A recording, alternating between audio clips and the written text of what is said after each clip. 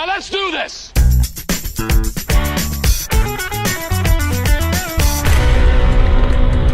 give up your day job. Danny looks exactly the same as when I worked with him 50 years ago. I don't know how he does it. That's completely not true. It's completely true. I've got all of this now, and I've got all the, extra decorations. Extra decoration. Do you remember when you dropped me and Lizzie back at the hotel, and it was a Saturday night, and there were people out everywhere, and all these people walking past us, and Lizzie said, "Look out, Danny, don't run over those hookers and drug dealers." And I'll never forget, without a bat of an eye, he said, "There was so much judgment in that statement." I do remember that. You and Liz were like this all the time. She was always wanting to have a go.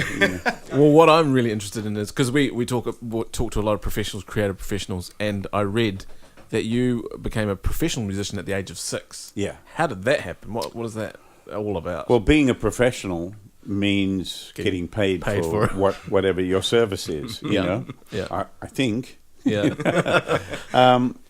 And before my 6th birthday, we were already a band, my brothers and sisters, and we started getting some work. We started playing for dancers and being guest artists on other people's shows and stuff like that. And then by the time I turned 6, we were pretty much ready to take the show on the road.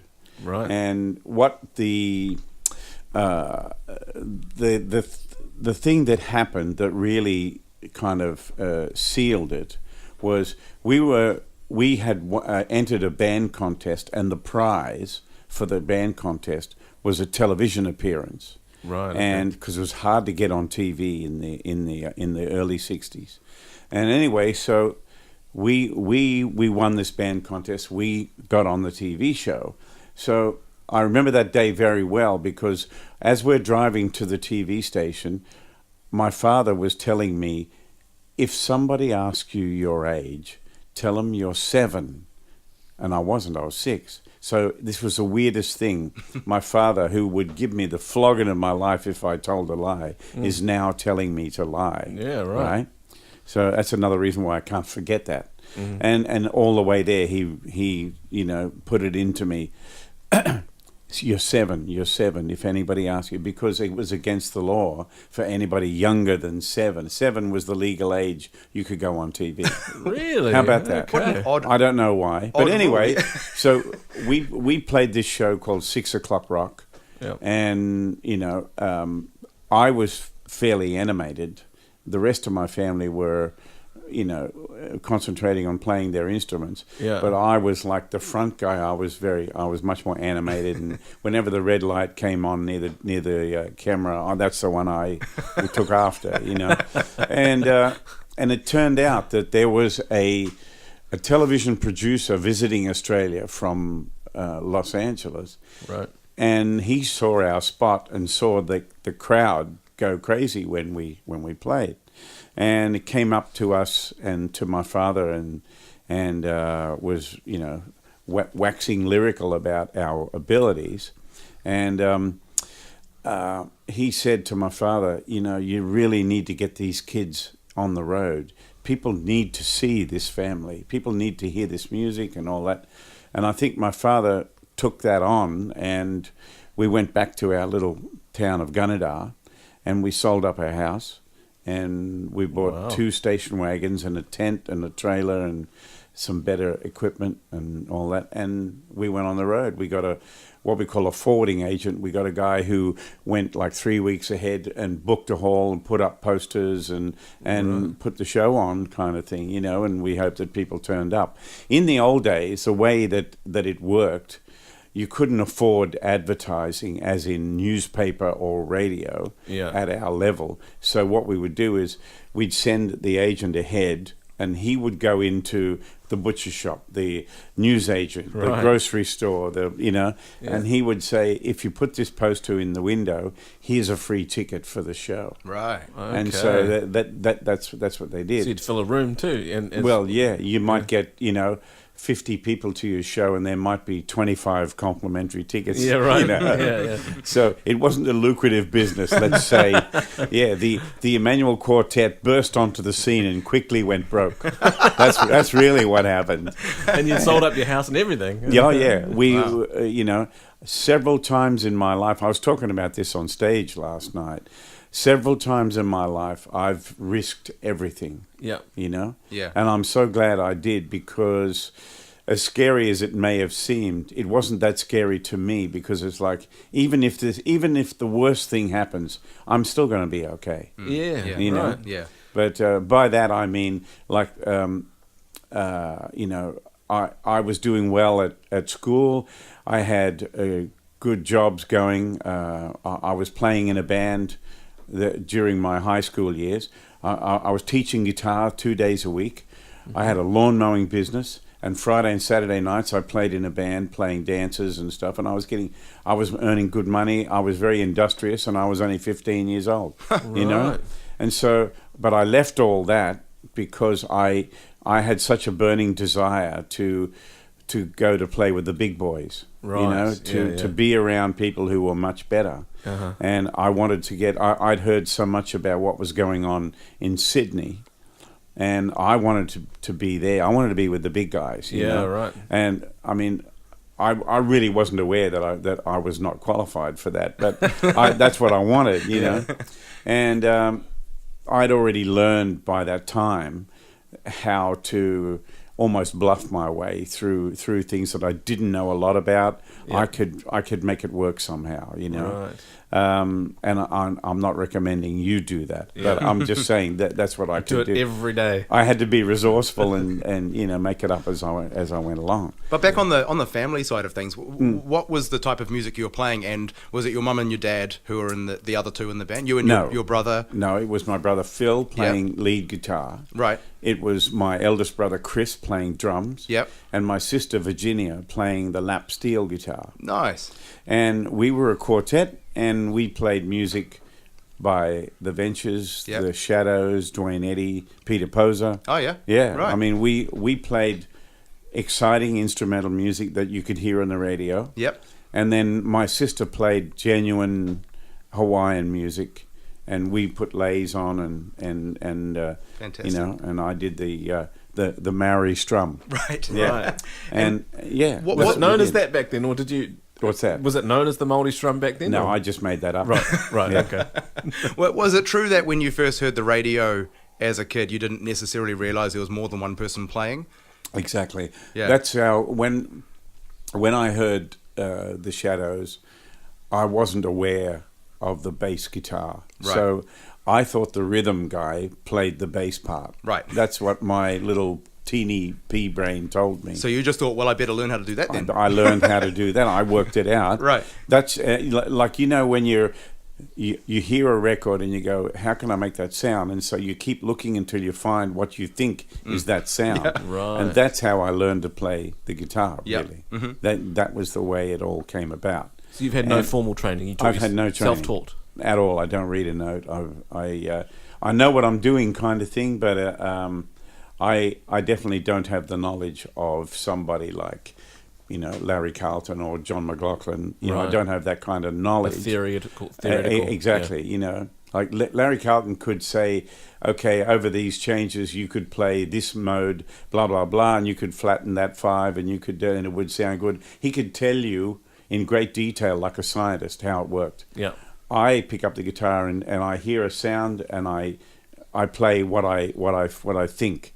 You know what I mean? Like what I want to sing over those changes is what comes out my fingers. Right. Nice. Yeah. Okay. There's a definite direct line from inside me to my fingers via my brain. Right. So, and it happens instantaneously. Like when you watch George Benson take a solo, you can see his mind working. Yep. You can see his hands working, and then you can feel his life in every phrase. You can tell he's listened to Charlie Christian. He's listened to, Wes Montgomery. You can hear the source of his mojo in his playing. Yeah. And it's the same for all of us, really, I think. And when you were playing with the family, was the environment really supportive, or was it more demanding and high pressure? It wasn't demanding and high pressure. It was just a lot was expected of you. Right. And you were expected to do your job when you walked on stage and to not take your eyes off the audience. And my father would stand at the side of the stage, and if you looked over, he'd just like give you this dirty look and point straight to the audience, scare the crap out of you, you know.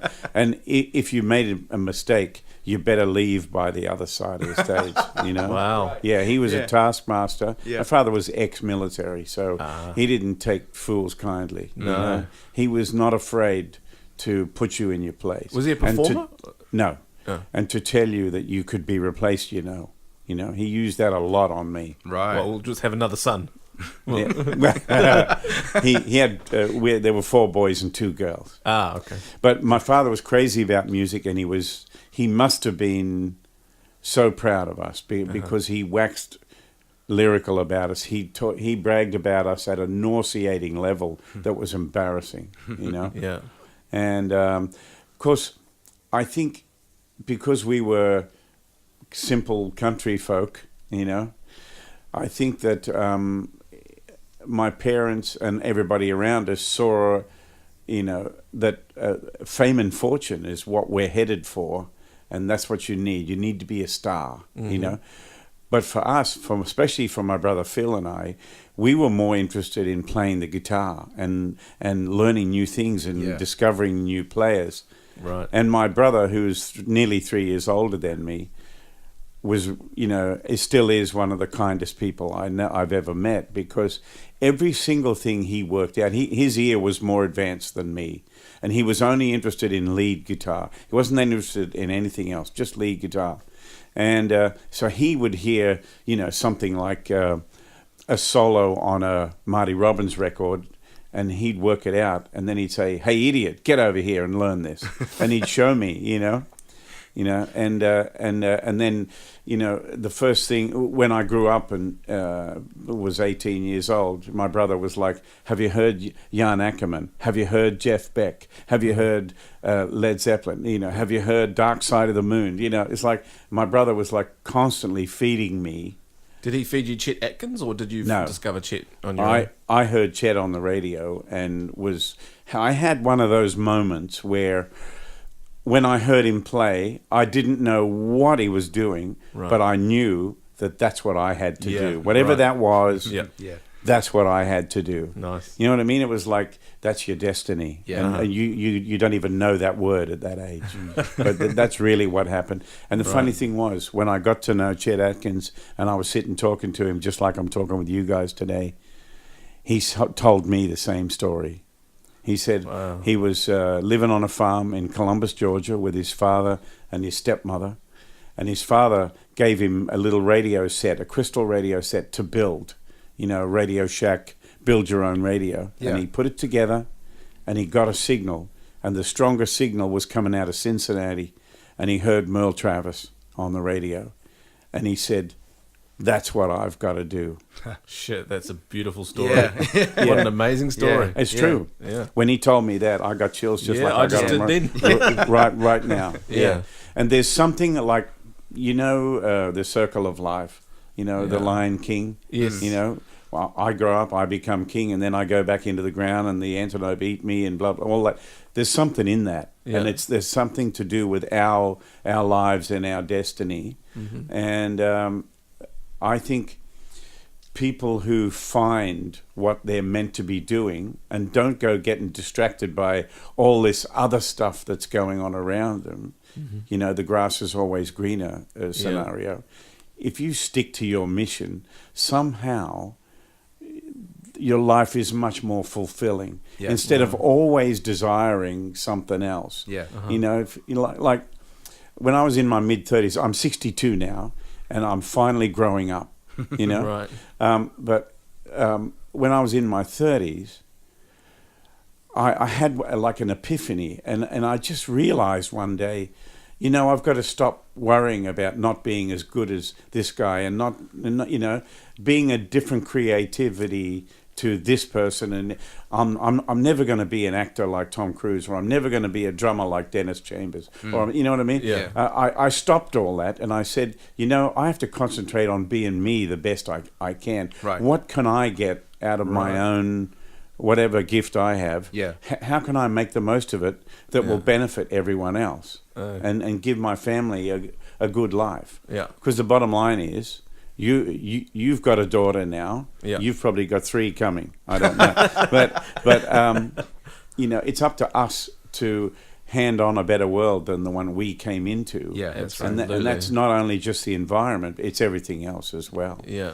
You know. Well, I'm one of the things that I'm curious to find out about is your relationship with music and how that developed. Because when I've worked with you and seen you play, what really occurs to me is that you're not in your own way. There's an ease between you and the music. I notice a lot of people are quite self-deprecating, or they let their insecurities and fears inform their process. Where you're know what I call that? Yeah. The shitty committee.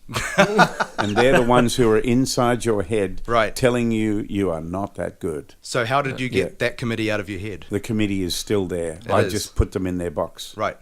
Every now and again. Yeah. And I have to remind myself to do that, because they will come in. Right. And I'll say, what are you playing this old shit for? Yeah. Or whatever, Yeah. Yeah. I don't know whether I'm allowed to say that of course. on Oh, this totally. podcast. Yeah. Absolutely. He's got a filthy mouth. Okay. Yeah. But it doesn't take a very smart man to see the reaction of people. And even if it's, I know I'll never be able to write something that perhaps is as good as Billie Jean by Michael Jackson, right? I may not be able to write a song that will do that will change the world, that will be on everyone's lips for the next few years. Yeah. But I can write a song that enough people tell me, oh my God, that song touched me. It took me someplace, blah, blah, blah. I tapped into their soul somehow through that music. And I didn't do that intentionally. I was just trying to write what I felt. Yeah. And that's all. So something happens when I play, and I don't know what it is. And that's not really honest. I don't know what it is. Right. But I know it's there, and I see it. And I believe it because I see it. Yeah. It's not a matter of I've got faith. I do have faith in myself and a lot of people around me. But what I'm trying to say is that when I see what happens to people, I know that, okay, I may not be getting paid $1 million for this, and I may not be as important as blah, blah, blah. Yeah. But what's going on this very minute is pretty important in these people's lives. That's right. So, I better give it my best. That's how I kind of look at it. And do you think because you were performing from such a young age, you had that interplay with the audience at such a young age? It's almost like you didn't have time to let those voices get too loud before you went out. Yeah, exactly. Yeah. Well, when you're young, you don't care about anything, but people loving what you do. Right. And the more that you be outrageous kind of thing, the more people get stirred up, and so people see you as a good entertainer, and that and it unfortunately it feeds your ego as well. Right. So I did have a moment in my life where, because as I said, I came from the country, a simple country. I wouldn't say I was ignorant. I'd say I was uneducated. Right. Okay. And so when I got to Sydney, thinking I was going to play with the big boys, right? The best thing that happened to me was it was the first time in my life I saw someone much better. Wow. Yeah. Yeah. And I'll never forget this night as long as I live. It was in a place called French's Tavern in Sydney. And there was a band playing. And first of all, I had come from being on the road with Buddy Williams and Slim Dusty, and so country acts. I was playing pedal steel and banjo and guitar, singing harmony, working the lights, fixing the flat tires. I was doing all that normal guys on the road show business stuff. Right. Yeah. But at that time, I was the best guitar player I'd ever seen. Nobody could hold a candle to me, right? You're right. You know, I could play all the Chet Atkins tunes and Jerry Reed tunes, and I could play James Burton solos in Elvis Presley songs. You know what I mean? So I was pretty fabulous, I thought, you know. And so I get to Sydney. The first night I go out and see this band, and the first solo, it's like someone punched me in the stomach. Punched you in the ego. Exactly. Punched me in the stomach. I was like, "What? What's that?" You know. And then he took another solo. And it was like the power of. He played 3 notes and it like nearly knocked me over. Right. You know. And I'd never felt that before. And I kind of whimpered out of there. Dragged myself out of that club like a pup that someone had kicked. You know. But lucky for me, I didn't go, right, that's it, I'm going to slash my wrist. I didn't do that.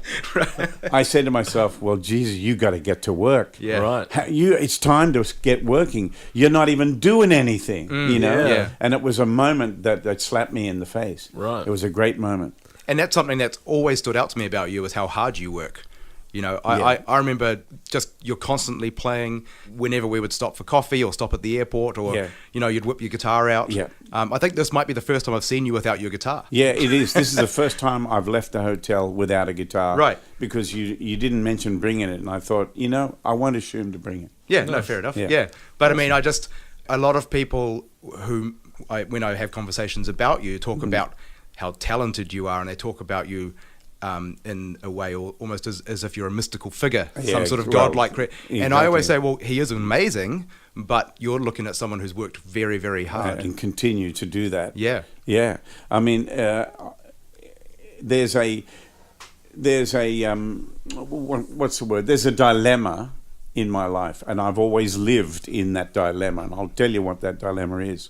In order for me to push myself to the levels that I believe I can reach, I need to be working a lot, right?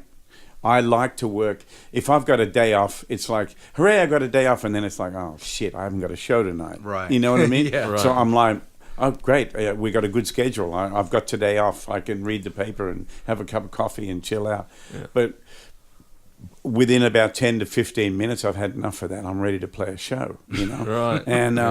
And the problem is that I have children, I have a family, and I want to be with them, and I want to be a better father.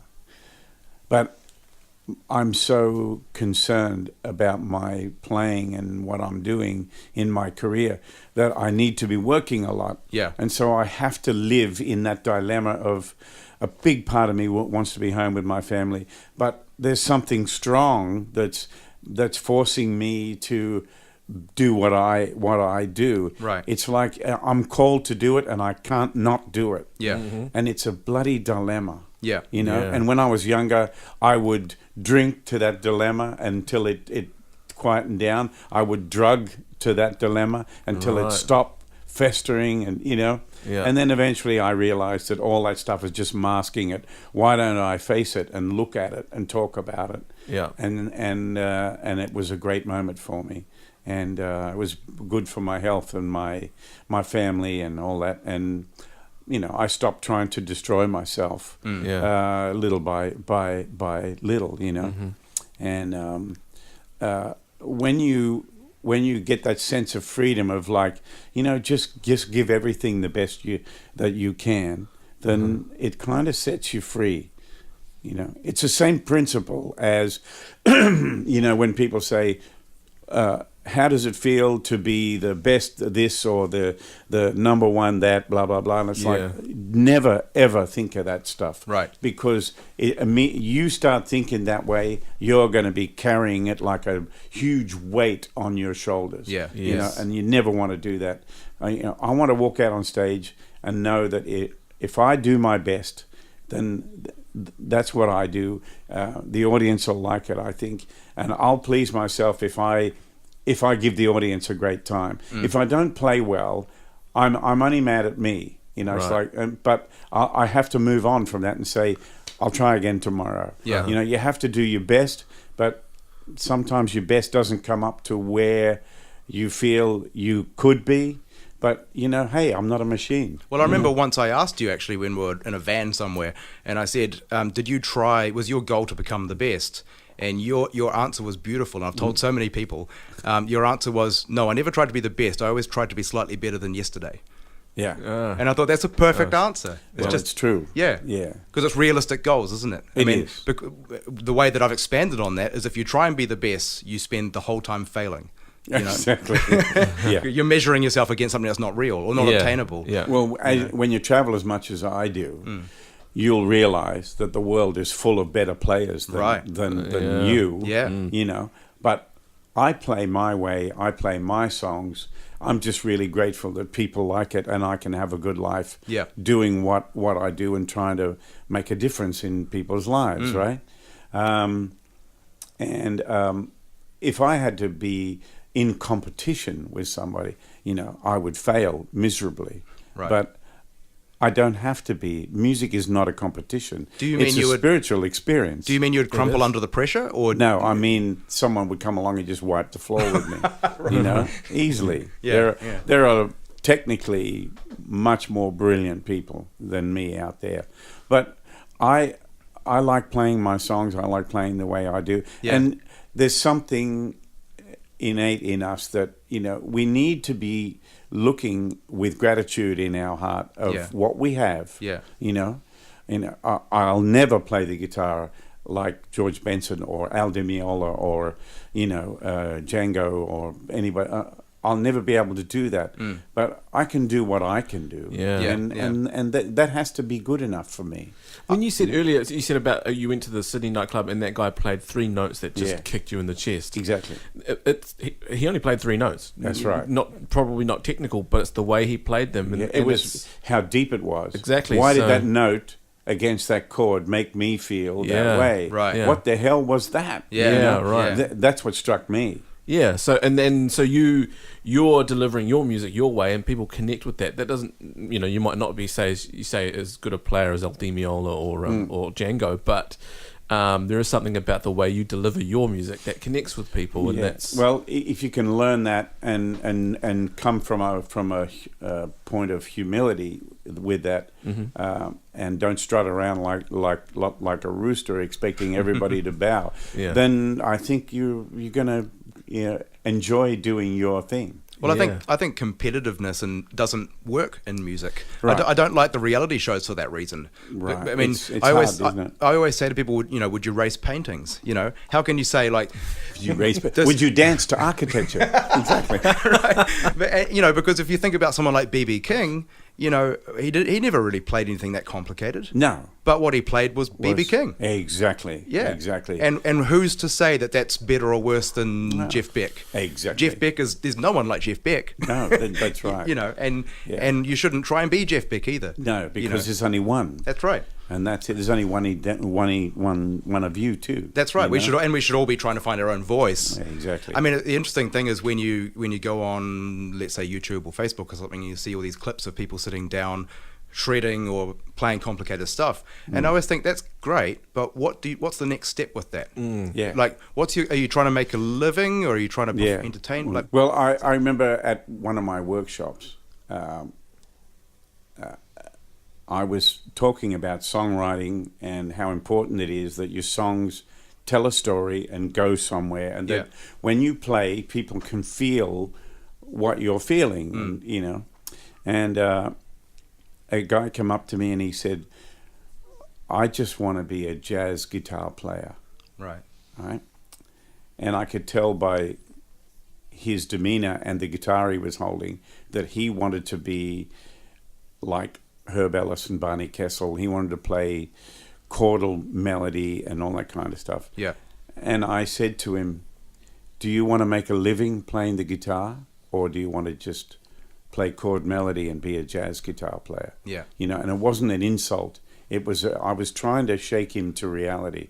You can do that, but there's nothing wrong with this other kind of music as well. That's right. Yeah. There's nothing wrong with you playing in a band, playing Crowded House covers, and making a good living at it. That's right. You can still play your chordal jazz if you want, but do you want to make a living? Do you want to have a family? Do you want to, Yeah. Or it's okay if you just want to do jazz, but you're going to have to support yourself somehow. That's right. Yeah. You know, and it's no fun playing a whole bunch of these beautiful things to 3 people who don't care. And I think the great thing about music is that it's something that you can personalize, you know, and people can just learn to play. So at the end of the day, after a long day at work, they can have a glass of wine and play some, you know, some guitar or something.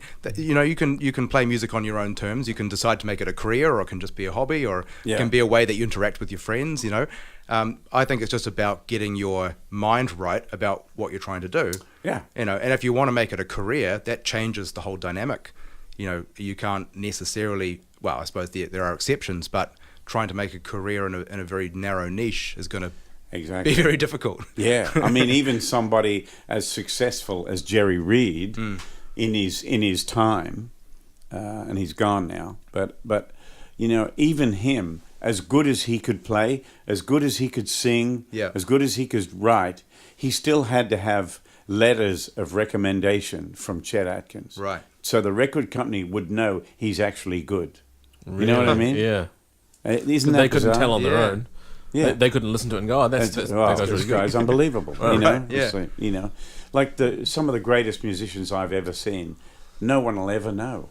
You know, people in Africa are playing music like you wouldn't believe. Yeah. And they just play because they love to play, and that's what they get up and play every day because that's how they live. Yeah. You know? And for them, it's pure joy. Yeah, exactly. Yeah. I think also if you do want to be a jazz guitarist, you actually improve your jazz by learning how to play folk music, or you know, there's something about conflict and about things that don't like George. It's probably the first time anyone's ever said that in history about folk music.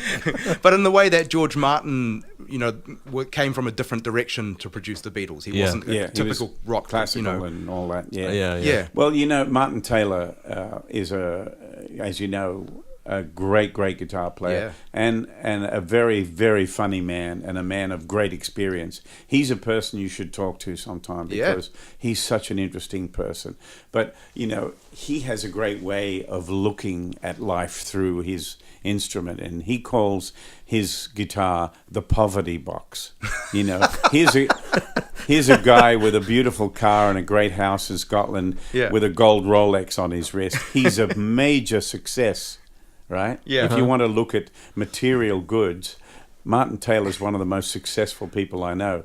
Aside from George Benson, you know, George is a phenomenal success and a phenomenal guitar player. Yeah. But he still plays just because he loves to play. Right. Yeah. You know? Nice. Yeah.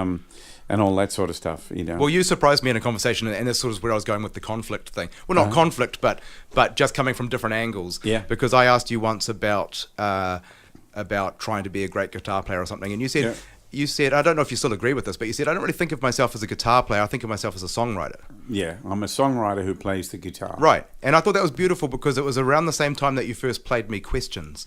Right, and which I wrote here in New Zealand. That's right. I wrote it in Whangarei. Yeah, that's right. Yeah. And you actually... you sung me lyrics that someone had written for it. I don't know if those lyrics have ever appeared anywhere, but I can still remember some of them. Yeah, actually, people send me lyrics a lot. Do they? Yeah. To some of my songs. Most of them are not real good, but however, I take that as a great source of encouragement because if someone says to me, are there lyrics for that song? I know I'm onto something. Right. As a music writer. Right, yeah. Because it's made someone think, that line has made someone think the words what it's about. Yeah. And therein lies, okay, this song, it has a story, has a message. Yeah. It's not just a bunch of notes with a bunch of nice chords. Yeah. Yes. Whatever. And you've made them feel something which enticed them to write, you know. And that's my goal. Yeah. If I do that, then that's my confirmation. Okay, this song's all right. Because I have to trust my instincts, you know. I wouldn't say I'm an expert, you know. I would say I'm still trying, I'm looking, I'm learning, I'm experimenting. I'm seeing what touches me, what makes me feel something. Yeah. So, like for instance, there's a song I wrote called Ruby's Eyes. And first of all, when I wrote the song, I didn't know what I was writing about. I was just compelled to write that night. Right. And I heard this chord in a James Bond film, and I turned the TV off, and I found that chord. And the moment I hit that chord, all these ideas came to me, and I started writing this song. Yeah. And then I got the verse part, and the verse was going really nicely, and I was all excited. And then each time I got to where the chorus had to come in, my clever man songwriter in my brain, the one who has all the ideas and keeps tossing them out, was giving me all these ideas, and I'm trying things, and it's all too clever. I then said it needs to be simple, and so I wrote this, what I thought was a good chorus at that time, real simple and everything. But then I started the shitty committee saying, no, it's kindergarten. Yeah. You can't do that, Yeah. and then away it goes, I had the song finished, but I was unresolved with it, and it was because I was trying to be clever. Yeah. And eventually I had to surrender and say, it's right. This chorus is real simple. It doesn't need to say any more. Stop trying to force it into a different area. You know? So once I surrendered to it, I was able to go to bed, go to sleep. Yeah. I got up the next day. First thing I did when I opened my eyes is played it to make sure that I still felt the same with a clear brain. Yeah. And I did. And Yeah. I said, I'm there, Yeah. That's your instincts, right? Yeah. So then I get packed. I have to go to the airport and catch a plane. And I start thinking about, what's this song telling me? What's it about? What's this music about, This is all going on in my head while I'm getting to the airport and talking to the taxi driver. And there's all this going on, right? I get checked in. I can't wait to get through immigration. I go to the lounge. I find a quiet spot, and I'm sitting there playing it, eyes closed. All of a sudden, I hear this little voice singing the melody as clear as a bell. Holy shit. Like an angel.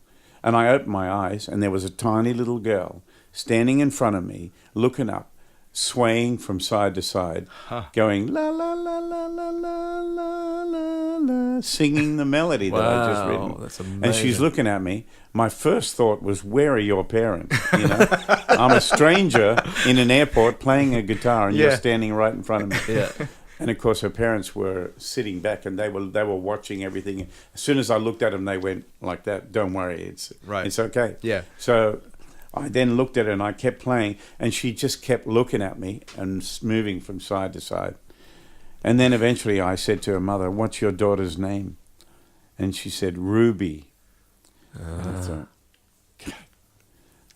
I think I've just written her a song, because I've never met anybody like her in my life. Yeah. And I got down and looked into her eyes, and there it was. There was such a soul, such a beautiful soul. Goodness. And she'd picked up on this melody She because was it was singing the melody to a total stranger, Yeah. It was unbelievable. And if it had been this technical thing, she probably would have gone over her head. Wouldn't know. Yeah. And so I called it Ruby's Eyes. Nice. And Beautiful. that song really moves a lot of people. Yeah. And yet the shitty committee were telling me that it was kindergarten. Right. You see? Yeah. The great thing about their songwriting approach is that it's almost like it prioritizes you. Rather than exercising concepts, you're actually telling a story. Exactly. And it forces you Yeah. to stay on track with it. Right. Where don't get too clever. Where does it want to go? Yeah. Use your instincts. Feel it. That's how I write. Where does the inspiration come from for you? Is it something that you intellectualize, or as you say, your instinct? Does it just come and then it's a feeling. Yeah. Right. Like, for instance, I watched a movie called Lincoln, and you've probably heard of the film. It's Daniel a Day-Lewis? Steven Spielberg film. Yep. Daniel Day-Lewis. That is a beautiful movie, and it's so beautifully done. There's something about the character that Daniel Day-Lewis plays that it transported me to my childhood, even though it's a different generation. There was some connection between how I felt watching him and my memory of my grandparents, Right. and how I loved my grandparents so much as a little boy. And I started thinking about all the things I used to do when I went to be with my grandmother and my grandfather. And one of my favorite things was sitting there with a little lamp and opening the biscuit tins and looking at the old, sepia photographs from the First World War, Second World War, and all that of my family, my uncles who never came back from the war, my great grandfather working in a sawmill, and all this stuff, and she would take time to show me these photos and tell me all about the characters. Even that dog was Bill the dog, and he died because a log rolled on him, and blah blah blah, all this stuff, and that time with my grandmother was so precious and so enjoyable to me. And so when after I watched the movie Lincoln, I was like transported. I got back to the hotel where I was staying at Long Island, New Jersey, and New York, and I got my guitar out and I started playing this, what was on purpose an old-timey melody, like someone sitting in the corner slowly playing the piano, that kind of thing, right? Yeah. So I start writing, and next thing, this song just unfolds in such a beautiful way. And I played it over and over, and I was in love with it, loved the whole thing. And I'm sitting there, and all of a sudden, I stopped playing, and I heard people humming, and it was my tour manager. He was already singing the song in the next room. Wow. Yeah, it's like an infection. You've infected them. But it was...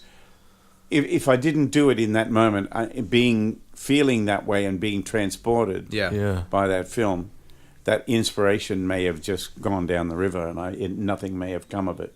Right. But in that moment, I grabbed my instrument and seized that moment. I know what you mean, because there have been occasions where I've had an idea, but something's been going on, and I thought I'll get back to that later. It'll come back. It doesn't ever comes back. Doesn't come back. No. And I think that's nature's way. I think it's nature saying, "Stop, white man, and do this for me," something like that. Well, I don't always write with the guitar in my hands. I can write in my head if I'm inspired. And I watched that George Harrison documentary, Living in a Material World. And I was so inspired, and you wouldn't believe it. The next day I had to drive from Birmingham to Liverpool to play in Liverpool, where George comes from. And I'm driving and I'm writing this song in my head. I'm so happy. I'm so inspired by this film I've just watched. And I get the song mapped out in my head while I'm driving. And then just for fun, I start thinking about titles. I'm thinking, what am I going to call this song? It's got to be something to do with Liverpool. It's got to be something to do with George. And, anyway, I'm driving along. All of a sudden, the navigation says, in 500 meters, turn right on Hope Street. And I said, that's it! Hope Street. Hope Street. That's it, 500 meters. Yeah. So, and Hope Street was the title because I was playing in the Philharmonic Hall, which is where the Beatles played. Right. And I was staying across the road in the Hope Street Hotel. Oh, there you go. Yeah. All right. So when you went through, the family band, I'm guessing, concluded at some point, and then Dad died in 1966. Yes, he was 49. He had a massive heart attack and died. And you were 10? I was in nearly 11. Nearly 11, right? Yeah. And was that basically the end of the family band? No. What happened was, after 4 days of mourning, and my mother came out of her bedroom, and she got us all together and said, we can stay here and you can go to school and we can have a normal life, or do you want to keep playing? Yeah. And we all said we want to keep playing. Yeah. And she said, all right, we got to try and get a job. Right. So we had been contacted by a touring artist who was doing pretty well in those days. His name was Buddy Williams. And he offered us a job. So he took us on, 6 kids and mum, and a caravan in a car, a 4-berth caravan and a car for all of us. So we all lived together in a 4-berth caravan. On top of each other. Exactly. Yeah. 3 of us slept in the double bed area. So where the table was, where you ate, went down, and you pull the bed across. And you put the bed across, and 3 of us slept in there. Yeah. So anyway, we did that for a while, but then the Child Welfare Department got wind that these children were on the road touring, and they forbid us to play they wouldn't allow us into South Australia. Wow. And eventually they forced us off the road. Huh. And they said, these kids have to go to a normal school and live in a house and Right. all that stuff. So Oh, fuck. That's what you had to do then. that's what we had to do. So did you go back to the same place you came from? No. We settled in a place west of Sydney called Parkes, where the radio telescope is. Oh, right. Yeah. The dish. Yeah. And we went to, we rented a house. Yeah. And we went to school. I did the last year of primary school and then 2 years of high school. Right. And then into my third year of high school, I handed my books in one day and left and went to Sydney and auditioned and got a job. At what, 13 or 15. 15? Wow. Yeah. Were you actually allowed to do that, or were you a little bit under the radar at that point? I was under the radar. I wasn't under my mother's radar. It broke her heart. Right. You know, she wanted me to get a higher school certificate and like my brother had done. Yeah. And she wanted me to be better educated and all that, but I was just dying to get out of there and play. Yeah. So there you are, learn. 15 years old in Sydney, having to lie again about your age, probably, presumably. Exactly. No, I auditioned for a guy named Lionel Long, who was doing a TV series. He was an actor, and he was a voice actor as well, and he was a singer, and he was just discovering, in those days, up until that point, he'd done like Australiana music, you know, like Pass the Billy Round Boys and Click Go the Shears and all that sort of stuff. He'd done that kind of thing. And then all of a sudden he discovered Merle Haggard and Buck Owens, and that there was another kind of country music out there. Yeah. So it was an interesting stage that I came in on. And he was doing this TV show called Homicide, which was a police show. He was doing that like 3 days a week. And then Friday, Saturday, and Sunday, he was doing very well in the clubs in Sydney. And his musical director was leaving, and I found out about it through a bass player guy, and I auditioned for the job. And it was really strange. There were like 6 guys. All of them were like in their mid-50s and could all sight read and were like, you know, pretty flashy and all dressed up and like Elvis or whatever, you know. And then it was my turn to audition, and Lionel picked up his guitar and he started singing this song, and I just jumped in. I sang a harmony and he threw me a solo.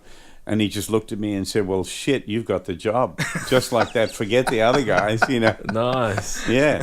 And I said, "Well, I don't read music, but I think I know how your charts work." Right. Because what the musical director did was, we went ahead to the club, put all the music out, talked the musicians in the band, the drummer, the bass player, and the piano player, talked them through the show. Right. And then rehearsed it, and then Lionel would arrive, and you know, we would get ready, and then they would introduce him, and I would direct the band, and he would come out and do his show as if we all knew what we were doing, but everyone was sight reading it except me. Right. But I knew all the songs and. Yeah. And were you confident through this process? You know, did you have like the confidence of youth or something? It was ridiculous. I still can't remember how I got away with it, but it's because I grew up learning songs, so I knew so many songs. Yeah. And if I didn't know the song, because I was a song person, Right. I could hear the pattern in the song in the first time round. Yeah. And when you gave me a solo, I knew what I was playing over. Right. You know what I mean? Yeah, right. So it was like sink or swim. Yeah. Because I remember, like, you know, as a regular kid, I would have social anxieties and, you know, insecurities and just normal stuff. But for some reason, there was never a hesitation about the stage, about music. And I don't know what that was. I don't think it was because I was super confident. No. Yeah. It was just more that I wanted to do it. Yeah, that's how you're wired. Yeah. You know, I had the same issue. I mean, I was like a bumbling idiot around girls. Right. I had no idea because nobody prepared me for adult life. Yeah. And so I was terrified of girls. I was fascinated by them and wanted to be around them, but I didn't know what the hell to do, you know. And so, you know, as much as I looked like some young kid full of bravado. Yeah. I was terrified of women inside, Right, you know? yeah. And so I didn't know about that side of life. It took me so long to learn that. Do you know? think that's also because you weren't at school the whole way through? Well, I don't think there was any father figure to Yeah. talk. There was no one talking about stuff to do with, family, sex, or any of that kind of stuff. That was never talked about. Right. It was almost like taboo. Yeah. Whereas, nowadays with my kids, I talk about stuff all the time with them because I don't want that to happen to anybody. Absolutely. Yeah. And I hit a lot of brick walls when I was young and got myself into a lot of emotional stress because of not knowing how to handle things and how to be a normal person. Right. Yeah. And the other thing is that it teaches you that you are not your instrument. You are you. Your instrument is just an instrument. Everything has to come from you. Yeah. Right. And you can't hide behind your instrument. Yeah. You have to be you to the world in an honest and way. That's why when I go on stage, I make sure that I'm totally open and vulnerable. Right. Because that's the only way it truly works. And people know when, like I can see a player and just by watching him, I know he's going, don't look at me too deeply. Yeah. I'm not going to talk about me. Don't talk about me. Right. Yeah. Whereas I try to be, I'm open, and this is who I am, and even with all my flaws, I'm still going to show you who I am because everyone has flaws. Yes. You know what I mean? Yes. And I try to be that way. So if I've got real, like last night I sang the song "Hurt." Right? Oh, yes. Talking about a heroin addict and The Nine Inch Nails song. Exactly. Yeah. And the fact that don't trust me, I will hurt you because I'm a junkie. And that song is really, it's raw and real, and I love that song. Right. Yeah. And I talked about my time in rehab and all that stuff last night on stage because everyone goes through shit like that. That's right. right. Everyone's Absolutely. been there. There isn't anybody who's had a perfect life. And sometimes if you say, well, I had a problem with this, and this is what I learned about it, and now I know how to handle it now. But at the time, I went wild. I did this, I did that, and it's like, really? Yeah. Welcome to the real world. Had you planned to say that? Because No. I hear that you don't have a set list, do you? You No. just play whatever songs are in your head. No. And I didn't do it any of the other nights. I just felt like it last night. Wow. Okay. And sometimes I use those situations to help me balance out my show better. Like for instance, the sound the other night in Christchurch was so wonderful that all I wanted to do was play, and I had to make myself talk so I could just give the people a break Give them from a breather, playing yeah. and talk. I just wanted to play. 'Cause Where were you playing? The Isaac? Was it the Theatre Royal or? I can't remember. Yeah. It was a nice place. It was a nice theatre. Cool. Yeah, probably the Theatre and Royal. Yeah. Wonderful crowd, but the sound was unbelievable. Yeah, beautiful. And then in Nelson the night after, the sound was beautiful too. And it was. But then last night I played in Claudelands, and it was big, Massive open arena, right? Big PA. The PA may as well not have been there because I didn't even know it was on. Right. You know what I mean? Right. Yeah. Okay. And that's what line array PAs do for you.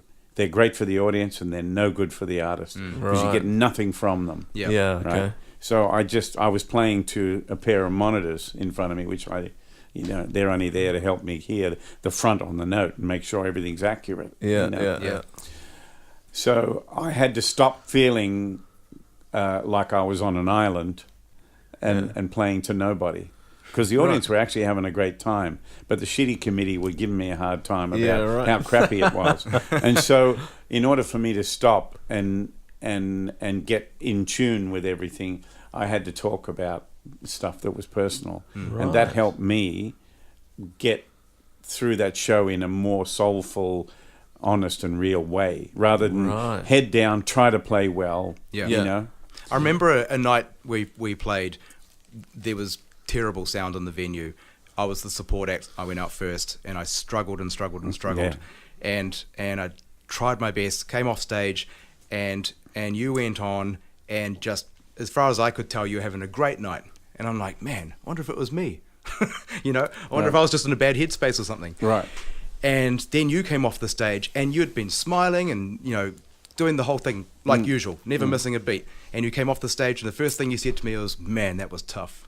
Yeah, exactly. And I was so impressed with how you kept it together. Well, you know, you have to. That professionalism that had a real impact on me. Actually, I always think about it. So where did you get that professionalism from? Well, I've played in situations where, you know, my training ground were the pubs in Sydney, places where if you don't play everything as hard, as loud, as fast as you can, you know, you lose people's attention. People have the attention of a 3-year-old, and you got to hit them over the head with everything you got, and you got to constantly do it. Yeah, that was my training ground. Right. So even on my worst night, I can still bowl you over with whatever I've got. And sometimes you have to rely on playing power just to get you through. Yeah, you know, but you don't want that. You want to be able to do something on an artistic level. Sonically, musically, personally, everything. That's right. And that's why I'm a concert player. But if I have to, I can bulldoze the crap out of you if I want, you know, because that's where I came from. Yeah. And the nights that I did that and gritted my teeth and almost had tears in my eyes from frustration of no one listening to me, I would be driving home, listening to Steely Dan or something and going, I'm a concert player and I'm going to get there. I'm going to walk on stage and people are going to listen. Yeah. And that's my goal. Yeah. You know. And this is, and you're talking about the late teens. This is like the mid 70s, early 80s. Yeah. So how were you making a living? I was playing in people on everyone's records. And like living, where were you living? I was living in a house with 3 other musicians in Bondi Junction. Oh yeah, right. And I was making a meager living. I was playing with different singer-songwriter people, playing guitar with this one and playing drums with that one, and then playing commercials, you know, during the day or someone's record or whatever. And then, I was scratching out a living like that. There'd be a lot of people in New Zealand, well, that is to say, I didn't know this, but you played for Dragon for a wee while. I was in Dragon for quite a while. Yeah, during in 84, let me go back further. In 81, I did Sharon O'Neill's Maybe album. I played guitar on the whole album. And Sharon and I became really close friends, and I loved working with her. Yeah. And I thought and I still do, think she's a great artist. She's a great writer, and I just love her company. I love how she thinks, and I love her work, you know. Anyway, her and I got together a few times and wrote some songs and everything. And then I was producing some artists for CBS. And this team of guys, the guys who did Yothu Yindi, they were a production team, and they were getting a lot of work in Sydney. They were having some great success. Anyway, Sharon rang me and said, "Can I play you a track? I'm not happy with it, and maybe you can give me some help with it." So I went over to her place, and she played me Power, the song Power. And I loved the song immediately, but straight away I said, well, it's all wrong. The production of it is all wrong. The song has a powerful message, and it's flattened out. They've used programmed drums, programmed percussion, programmed keyboards, and it's just going along like an ordinary 3-course meal. We don't want that. Yeah, you know, we want this to be. It's got to be powerful. And I listened to it a couple of times, and I said, let's put on David Bowie's Modern Love. And she put it on. I said, you hear that? That's what your track should sound like. Right. And she said, really? And I said, yeah. I said, give me a shot at it. So we did. We hired Albert Studios. I brought my drums in. I selected the mics that to put on that kit. I used what we call PZM microphone, a flat square microphone with a little sensor on it that you would normally put on the inside of a grand piano. Oh, right. Like it picks up frequencies by reflection. Yeah. And it has a sizzling high end that needs no EQ. You know what I mean? Yeah. It's live and it's like, I don't know, it's got mojo somehow. Yeah. A lot of people don't like it. I like it on certain things. So I put it on my snare drum and I put it on my overheads. Yeah. And I beat those drums with every ounce of energy I had and tried to get that sound that was like the David Bowie track. Right. And then I borrowed a Steinberger bass and I come up with this really big, solid bass part, put that together, put some percussion on it, guitars. She did some keyboards. Then I got two girls in to come and sing backing vocals that were really R&B sounding, Shauna Jensen and Maggie McKinney. Yep. And all of a sudden, our track sounds amazing. And then I said, we need this to sound like it was done in New York.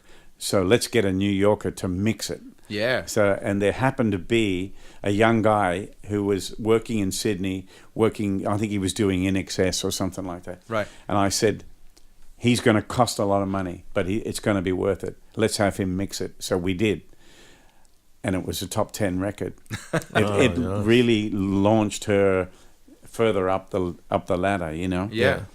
And because of that single, she got offered the Body in the Beat tour with Dragon. Right. So, and then she asked me to play drums. So, because her husband Brent was playing guitar. So I joined Sharon's band playing drums on the Body in the Beat tour. So there was Electric Pandas, Sharon O'Neill, Dragon. Right. We were playing entertainment centers, big crowd, 20,000 people. Nice. And we traveled all around Australia and we had a great time. And every night, Todd Hunter would stand at the side of the stage and watch me play drums. As he liked what I did. I'm not a real technical drummer, but I can groove, and that's what it needed, you know. Yeah. Anyway, so we all got to know each other really well. And Robert, the guitar player from Dragon, Robert was about to leave anyway and go off and do something else. And so Alan Mansfield joined on keyboards, and they asked me, and I joined playing guitar. Right. And then Don Perry joined from Jethro Tull playing really? drums. I didn't know that. So, yeah. So then Dragon became Mark and Todd, me and Alan and Don. Right. And it was a hell of a unit. Yeah. It was a great, great unit. And so that's how I joined Dragon. And my first gig was out of town. It was in a place called Merimbula on the south coast. And I was working with my brother as a duo up until the Dragon first gig with Dragon. So I'd given my brother notice, and I received a live tape of the band on a Friday, and the first gig was Sunday. Right. So there was no rehearsal. I had to turn up and play the show cold, you know. And I'll never forget that. It was so exciting, but I couldn't remember everything. So I had little charts written out with reminders of certain things, you know. Yeah. You know, because some of their songwriting, the reason I joined the band is because I loved every song. Right. You know. Yeah. And but there were certain passages where, like, the second verse. It doesn't go into the chorus. It goes to a bridge, and then it goes to a chorus. Yeah. Yeah. Unusual things. That's you know, I had to right, remember that stuff. Yeah. And we've played a few of their songs. Oh, it's great. We It's know stuff, firsthand. such great stuff. Yeah. And then so I got the first gig out of the way, and it was like exhilarating. Then we all flew back to Sydney. We had a day off, and then we had some serious rehearsal. Right. And we did 2 days of rehearsals. And I got used to playing at that volume with that much equipment, you know, like they had the full monitor rig in the opera house in the rehearsal room for us to rehearse with, you know, like how many wedges do you want? You know, Mark had 4 wedges, you know, and his voice was so loud that I couldn't get anywhere near it, you know, so, you know, and I had a Fender Super Reverb, which sounded like a cat dying in the corner compared to what everyone else was playing. So, you know, I had to then rent some amplifiers and get a big sound, and away I went. And I had to morph into a full-on rock player, you know? Yeah. And so that was fun. And it was great for me to be thrust into that world, because all of a sudden I had a guitar tech. I didn't have to set everything up myself like yeah. I'd always done. Yeah. I had a guy who did it. He knew what I liked to drink. He knew exactly how I wanted things, and you know. So I didn't have to do a thing, you know, and all of a sudden it was like I had just moved from a place I was staying, and I was living in a little hotel, and they said, "Where do you want to be?" And I said, "Well, where can I be?" And they said, "Well, you can be in the Southern Cross, or you can be in the you're talking 5-star hotel, and where do you want to be?" And I said, "Well, how about the Southern Cross?" They said, "Okay." So they put me in this beautiful hotel. And that's where I lived. Oh, beautiful. I lived in this 5-star hotel playing gigs with Dragon, and it was so fantastic. Wow. And how long were you living in the hotel? On and off for nearly a year. Wow. They must have been making some money. We were. Yeah. Yeah. Well, they were so kind to me as well. And they really treated me like a family member right from the start. Yeah. And after about 6 months, Todd came to me and said, "Look, we had a band meeting today, and we want to make you a full member. We don't want you to be an employee. Yeah. We want you to be a band member, and that's how we think of you." Right. And it was so wonderful, you know. So, you know, I thought I was getting a great wage, but you know, add a lot more zeros to that now, Yeah. you know. Yeah. And it was amazing.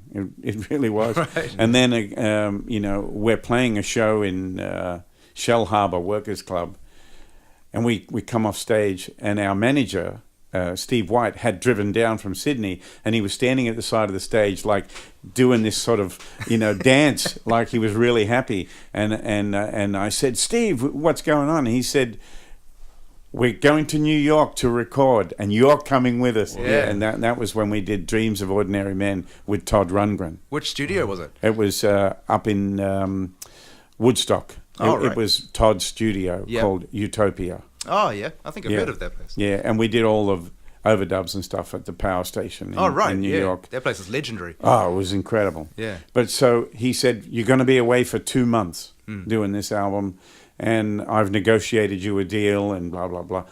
He'd negotiated me some amazing money, and he said, "We figured that the record company should pay for the fact that we're taking you away from Australia where you make a good living. So I've estimated $5,000 a week. Is that all right?"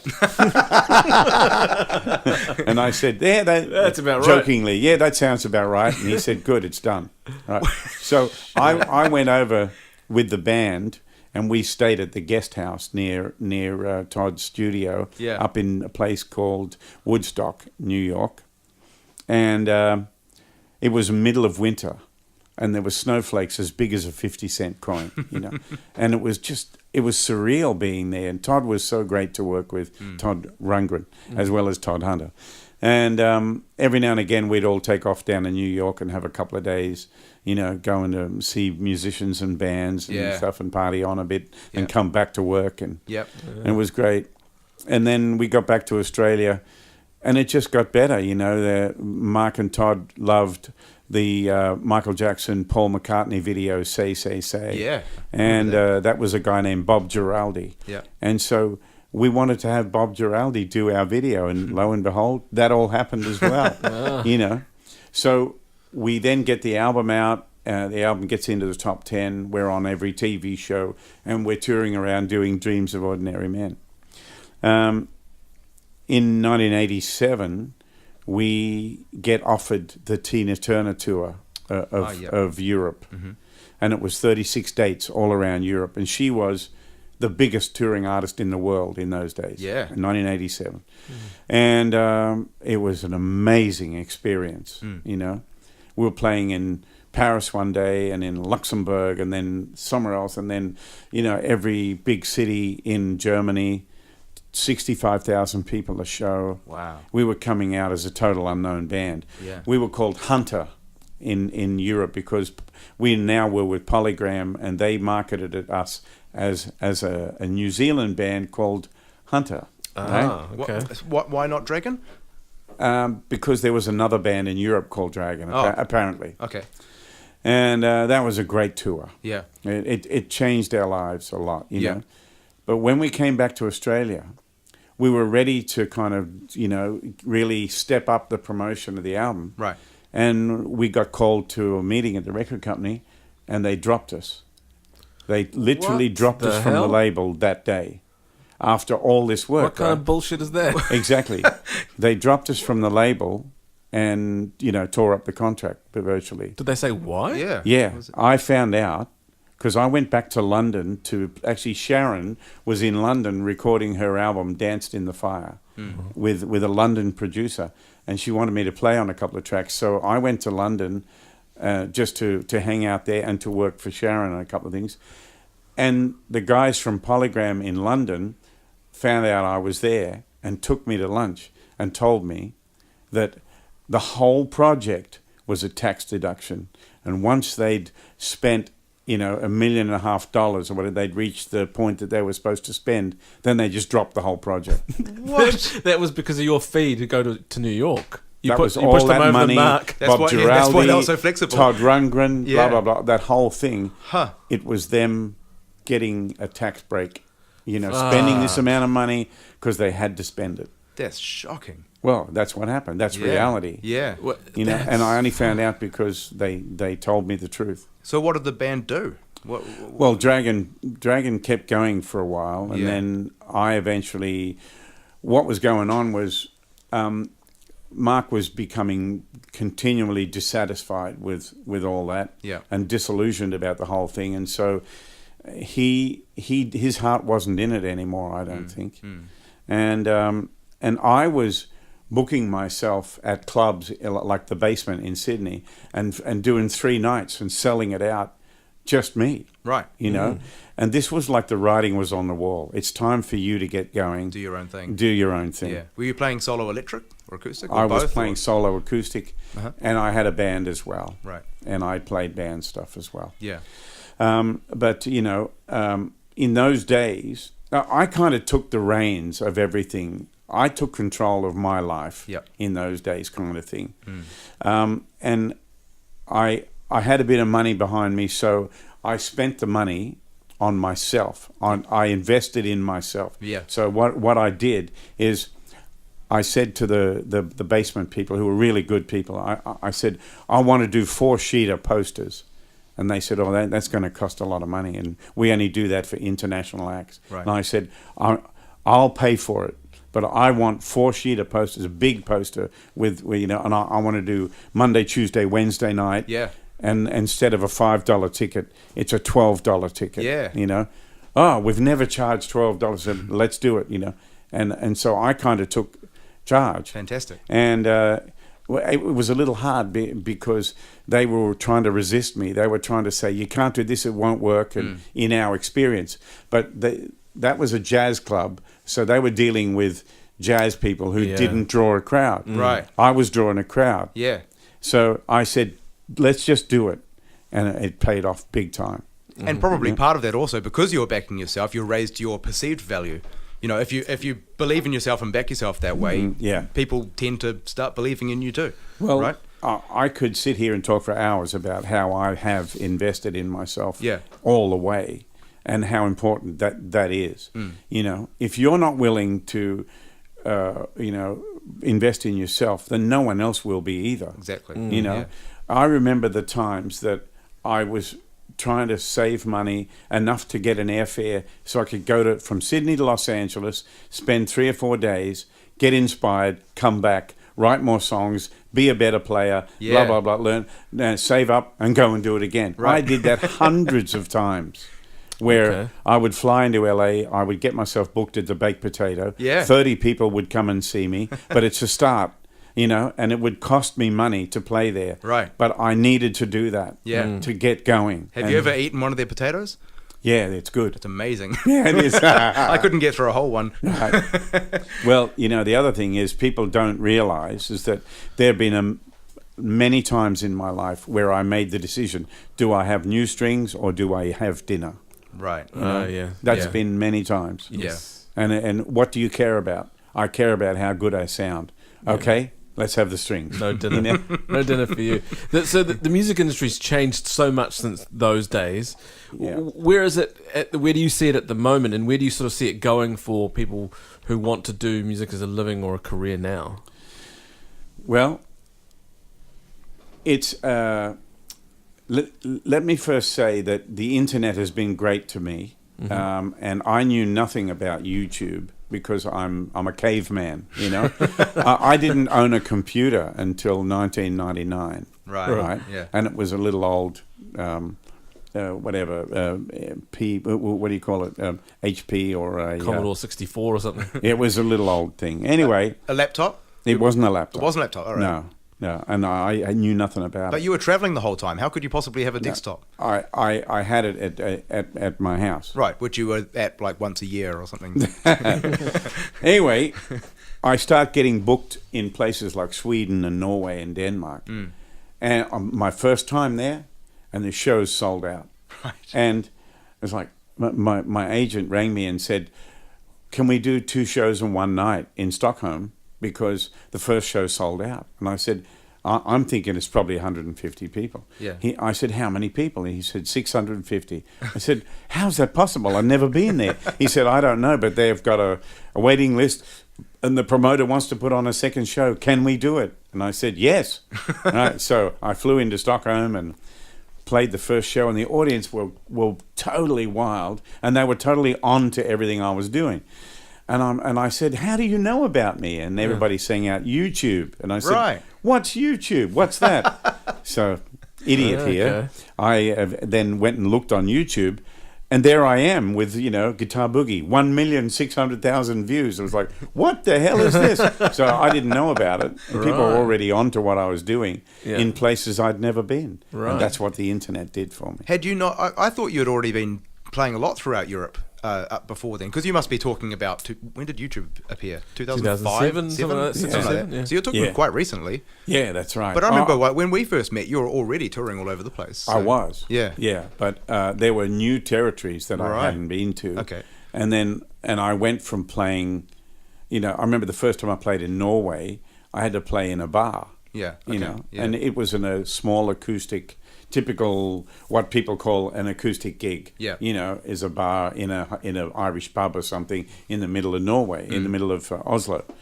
And then the next time I came back, I played the concert hall. I made the leap Yeah. so quickly. Very quickly, yeah. And that's what the internet did for me. Right. However, let me just go on record as saying this. Hits on YouTube do not equal ticket sales. Right. Okay? Okay. That definitely is true.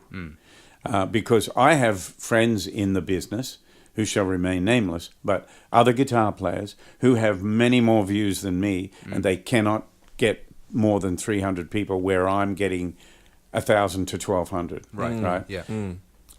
If there's anything I can say from my own experience, and I don't profess to know a lot, but I can tell you from my own experience, nothing takes the place of building the audience yourself. Yeah. Right? How long have I been coming to New Zealand? Since the 70s.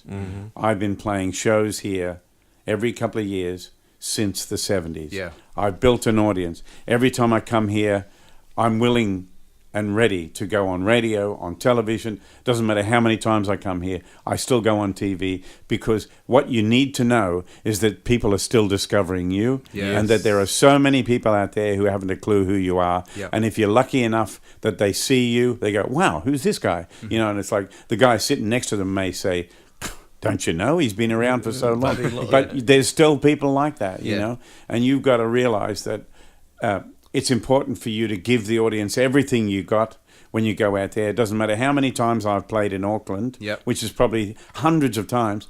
I'm going to give them blood and bone tonight, as much as I can, because I want to come back. Right. When you said that about YouTube before, about not equating to ticket sales, I read a statistic the other day that 55% of all streaming is done via YouTube, which is obviously a free service that people listen to music on these days. They just stream from YouTube. What other effect has that had? Any effect on your record sales, as far as you can tell, or your sales of your music? No, in the old days, it was all about selling product at CD and record stores. Yeah. To get a chart position. right? You don't get a chart position by plays on radio. You get a chart position by sales.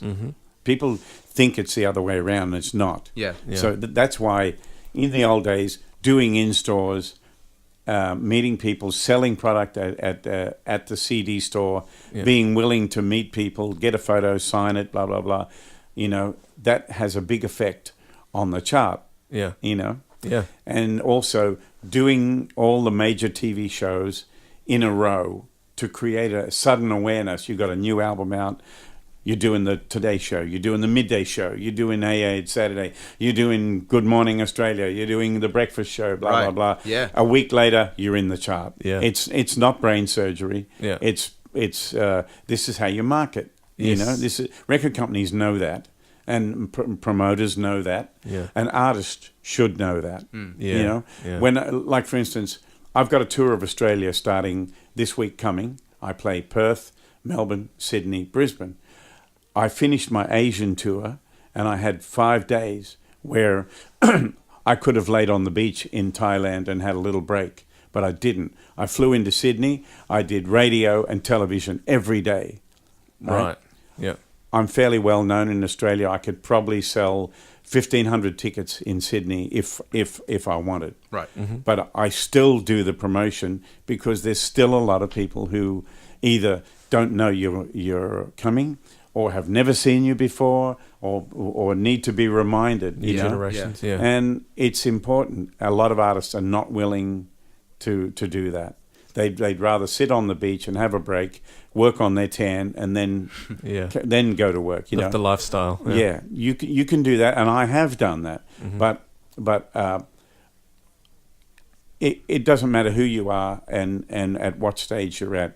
You still need to promote yourself. You still need to gather the troops around you to help you get to the public and create a better awareness of you. I actually saw you for the first time on Hey Hey at Saturday. Right. We Really? used to play over here. Yeah, that's the first time I ever saw you play. Yeah, it was a great show. Yeah, it was a great show. I loved it. Used to play, on a Saturday here, just after it aired in Australia. They'd repeat it here. Huh. Right. Yeah. But it sounds like what you're describing is really building a solid foundation in your career, which makes you more versatile and more what's the word? Like you can handle the ups and downs a lot better. Yeah. And I mean, I've always been so impressed with your relationship with your audience as well. That's like you take the time with them. Absolutely. And it's all the changes that have happened, you've still got people that'll show up. That's and right. And that's really important. Well, even down to stuff like people write to me on Facebook. People write to me through my management. I answer their questions. Yeah. I give them advice with whatever. I help them with whatever I can. Yep. People ask a menial question like, what kind of thumb pick do you use? And do you shave it down? And blah, blah, blah. To me, to some people it'd be like, don't bother with that stuff. You've got more important things. Yeah. No, that's important to me. I'm going to let that guy know what I do. Yeah. Because I care about him actually. Yeah. That's right. And I never want that to end.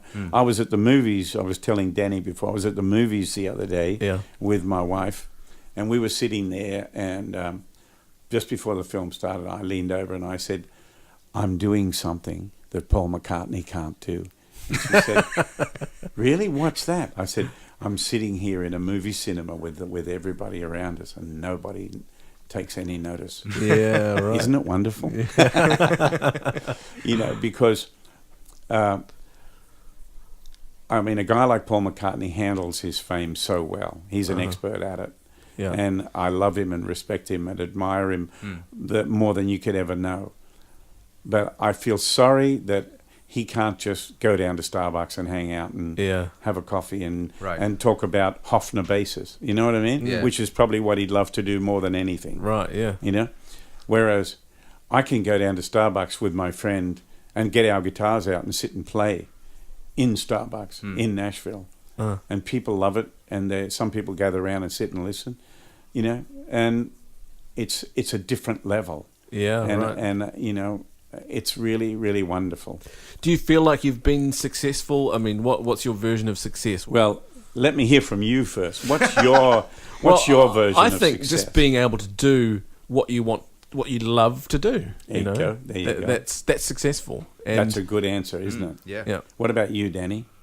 I think it's a combination of things for me. I think being able to work with great people, to love the craft. I think pursuing music is all wrapped up in pursuing yourself and bettering yourself. Yeah. I've worked a lot of stuff out through playing. Right. I think when you play, your strengths and your weaknesses all come to the surface at the same time. Right. And it forces you to look at them and to understand them and to work through a few things. Right. That's interesting. That's an interesting point of view, that your strengths and your weaknesses are there before you. Because if you're looking at them, you can say, what can I, how can I make the best of what I have? That's right. Yeah. And that making the best of what you have is that's how you get on in life. Yeah. And evolve into who you're supposed to be. Right. For example, I find that creativity has always been easy for me. I've never had any roadblocks with that. I can draw a picture or whatever. I'm not saying it's necessarily going to be a good picture, but I'll happily do it. Yeah. But I've always struggled with the discipline side of things. Right. I wasn't good at studying at school, that sort of thing. Whereas I've met other people who are very good at disciplined study, but they are intimidated by the process of creativity. Right. And so if you can identify your strengths and weaknesses and then promote your strengths and try to improve or work on your weaknesses, right, you improve your playing and you improve yourself. Right. It's such an interesting topic of what is success. Yeah. Yeah. And I would be the first to admit that I'm seduced like everybody else with, money or, a nice house or a great lifestyle, being able to afford to do whatever you want. Yep. You can look at that and say, boy, that's really attractive, Yeah. But I'd have to say that just as attractive to me is having a normal house, having a really harmonious family life, eating good home-cooked food, and being happy, being relaxed is just as attractive to me as that Rolls Royce over there or that whatever, Yeah. And the older I get, the more I'm letting go of trappings, of things like vintage guitars or vintage amps or things that cost a lot of money that only certain people could have. All that stuff starts to mean a lot less. Yeah. And it's like, you know what? There's probably a lot of people out there who would benefit from having that guitar that I've got just sit gathering dust in the corner. Why don't I give it to someone who'll play it more than I will? Yeah. Stuff like that. Yeah. And you start to sense that there's a higher purpose in your existence, not just to gather stuff around you. Yeah. What is it really doing? Yeah. And so I started doing stuff using this company called reverb.com, where we started having auctions online. And I parted with guitars that were precious to me at the time. Guitars that Paul Reed Smith built and gave to me, acoustic guitars. Rare guitars with really rare wood and all that sort of stuff. Guitars worth a lot of money. I decided to put them up for auction, and I did all that. And all my old Fender amps, I auctioned them off, and we raised a lot of money, and we divided it between 3 charities: Doctors Without Borders, Music Cares, and the Earthquake Foundation from Haiti. And all of a sudden, all these things that were just sitting there that I would go and look at and pick up and play had much more meaning, and I didn't really care. Yeah. And it was actually good to part with them because I felt like, well, what am I hanging on to them for? Yeah. I've got a guitar that I tour with, and I've got one here that I can record with or whatever. What else do I need? Yeah, and I started getting rid of stuff. I even did things like I got rid of certain credit cards and all that sort of stuff, and now my wallet is really thin. Right. You know what I mean? Yeah. Because I'm only using 2 cards, and that's all I need. I don't need anything else. Right. And I streamlined everything, and it made me feel so much better. Yeah. Because all of a sudden there wasn't this clutter of stuff around me. Yeah. There's a great documentary on Netflix at the moment called The Minimalists. Yeah, I was just going to say. Yeah. And these guys take it to the extreme. Yeah, I bet they do. But it's really actually quite inspiring. It is. Because it highlights that point. What do you really need? You don't need all that stuff to make you happy. And it's not just that you don't need it, it's that it actually drags you down. Right. It actually makes your life more stressful to have all this stuff. Yeah. But another answer, I think, to definition of success is what you're putting out into the world. And are you making a positive, contribution to the world in your short time here? And I have to say that's something that you taught me a lot in the very early days. When we first met, I think I was about 22, and an angst young man. Angry young, difficult life and yada yada, all that stuff.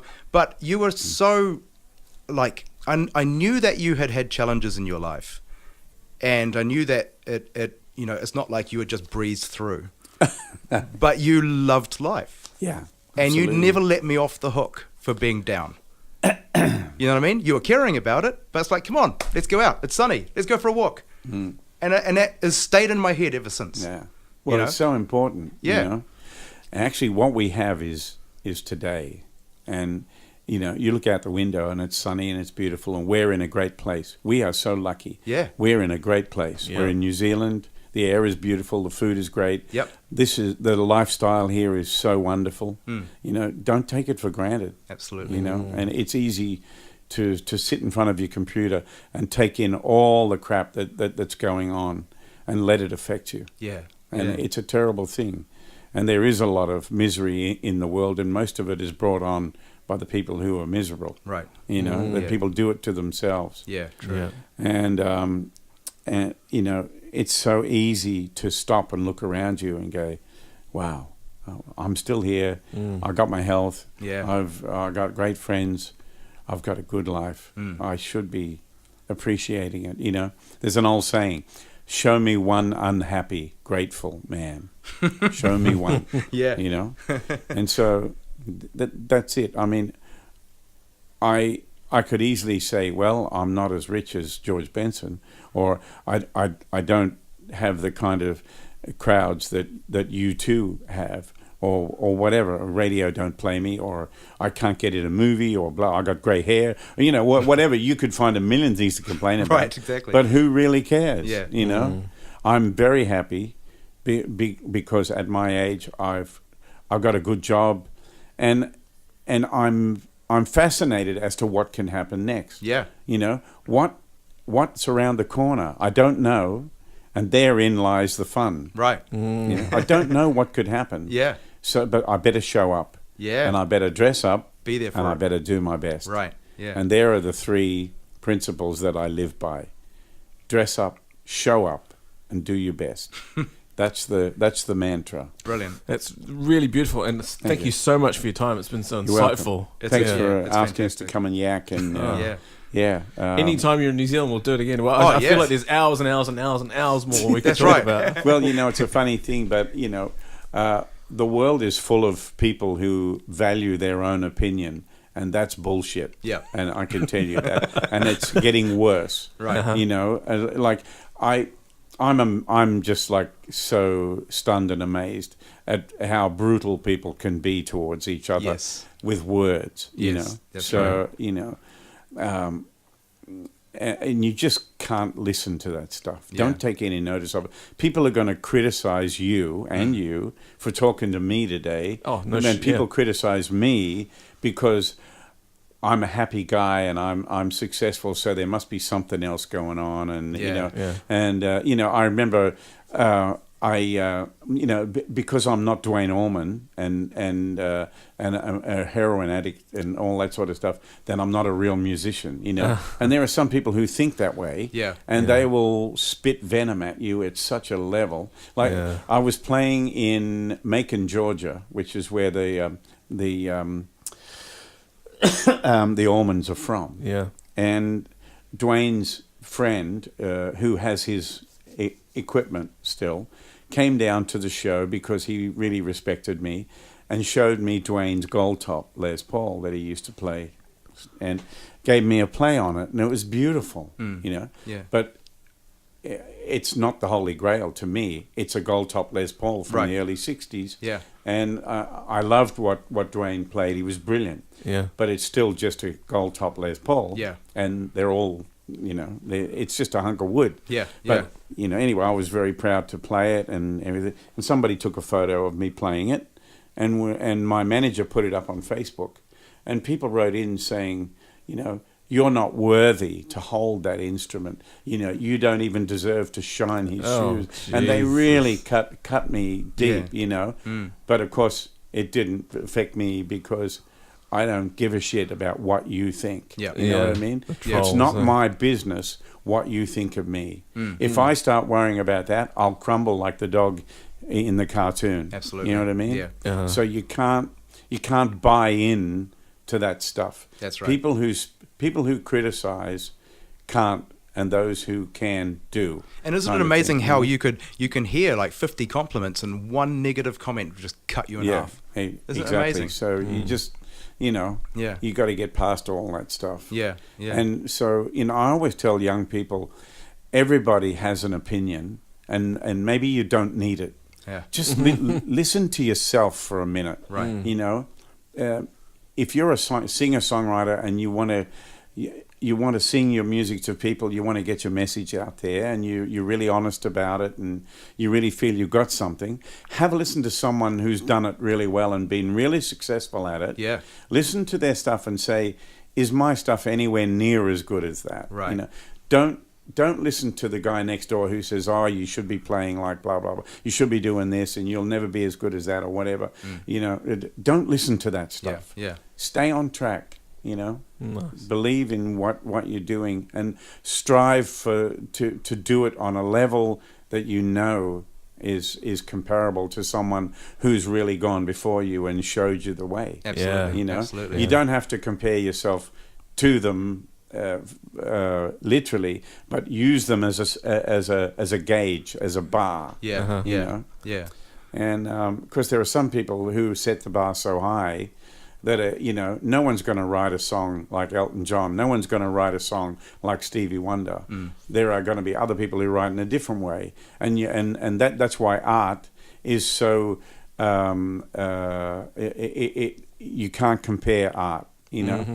I can't say that Hurt by Trent Reznor is not as good as The Answers Blowing in the Wind. You know what I mean? Yes. They're both as good as one another. Yeah. And you shouldn't compare them. Absolutely. Yeah. And so that's a good way for yourself to not get too down about not being as good as Mozart or whatever. You've got your thing to do, and if you've really got something to say, then get out and say it. Absolutely. We want to hear it. Yeah. Having said that, who's the better guitarist, you or Danny? No. Just kidding. Well, me, of course. Beautiful. Brilliant. Excellent. Hey, thanks very much for your time, Tommy. It's You're been welcome. incredible, it's man. been fantastic. Thanks.